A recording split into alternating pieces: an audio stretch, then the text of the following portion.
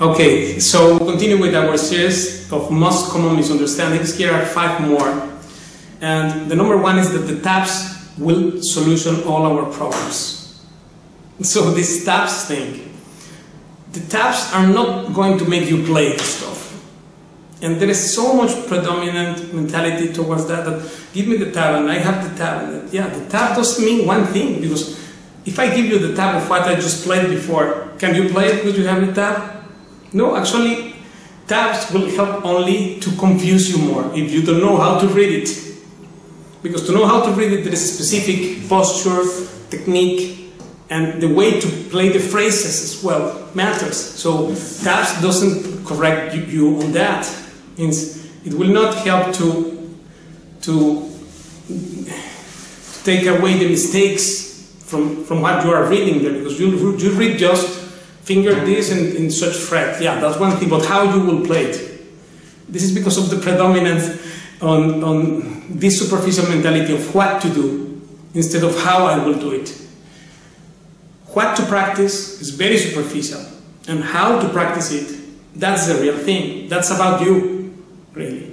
So all this tab thing, of course I'm not against tabs. In fact, at the beginning, because I was also classically trained in my childhood and youth, etc., it was just, I tell you this thing because this is interesting. Those who are young maybe do not know, but 20 years ago or 30 years ago, in the school and the conservatories, in those erudite circles there, if you pull out a tab, they said, oh, you, how can you have this tab? Man, that's horrible. You should read music. And in fact, long time ago, I didn't even know how to read the tab. I have to learn it out of curiosity in Canada some years ago. And then I start to notice how tab written is much better than classical music notation for certain things. So I'm not against tabs. I'm saying tabs are useful just as a memory backup. I also have stuff written in tabs, and then I forget. If I forget some passage or something or one piece that I don't remember, then I go to the tab, I check it, and then I can play it again. But the tab itself, for those who are not acquainted with the knowledge, will not make you play. The tab actually there is no magic in this tab thing, and people is worshipping tabs as if that is the solution to all problems. Actually, they're going the other way around. Because also another thing, it may be wrong written, or it may be not the proper transcription. What if I don't know even that the tab I am reading is wrong? Because Paco didn't play it like that, and someone imagined it was that way, and then they wrote it that way because maybe they don't know, or maybe they know it's wrong and still they solved it. This is a business thing. This tabs stuff is a business also.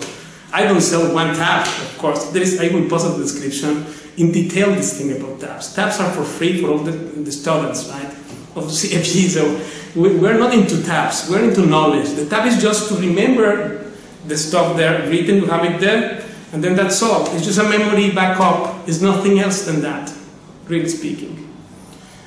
Because once you learn to play, then the tab is not necessary at all. Why do you want a tab? Right? This is one thing. Now the number 2 is that I don't need any assessment. I can do it myself, and I think I am doing this right. This is a problem because in the beginner stage and intermediate stage, and even in the advanced, the first parts of the advanced level, one needs to be coached and being supervised what you are doing. Because assessment of how you are playing, remember that good technique is about awareness.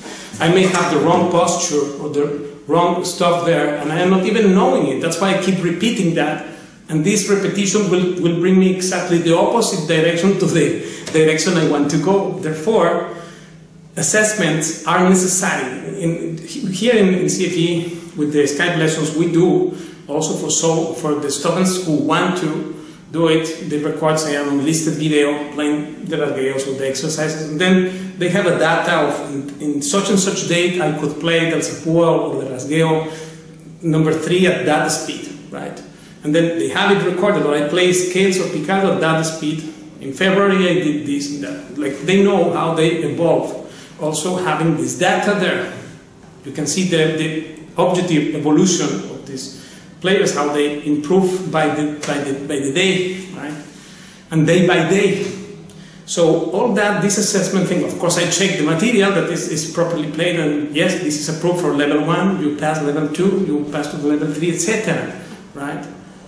And that's an assessment. It has to be done by an expert. If you're not an expert, the assessment you will do, how I can, suppose I get some physical problem or something, and instead of going to the doctor to get the assessment from an expert, I just imagine I have this, I have that, and I start taking medicines on my own without being a doctor.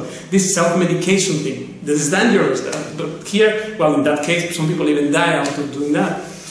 But self-medicating. Exactly. And then in the learning process of music is the same thing. I don't know what is convenient for me, so how I will do the assessment? The assessment has to be done objectively from another person outside you, because then you don't have vision enough to know what you're doing really. That's why the assessment is very important. Then,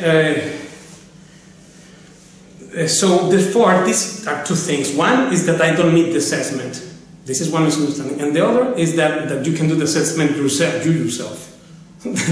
Those are two. The number 4 is that progress and advancing or improving at playing depends on hard work.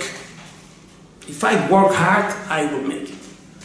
Guess what? No. Because maybe you are there in a boat, right?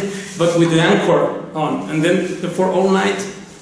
But I am not moving because the anchor is there, so take off the anchor, right? That's why this rowing thing, you know. You may be all night doing, but if the anchor is there, you're not moving. You are thinking you are moving, but really not. So therefore, what's the anchor? The anchor is this lack of supervision, not proper following or having bad habits and repeating mistakes. Repetition cuts both ways, right? If I repeat, suppose I do something 3 times wrong, and then the 4th time I am prone to do also wrong, right? And then that 4th wrong will bring me to the 5th wrong, that way. And I maybe do not even know it's wrong, and then I keep going. Then I keep going for 1 year, for 2 years, and that's the way to waste time.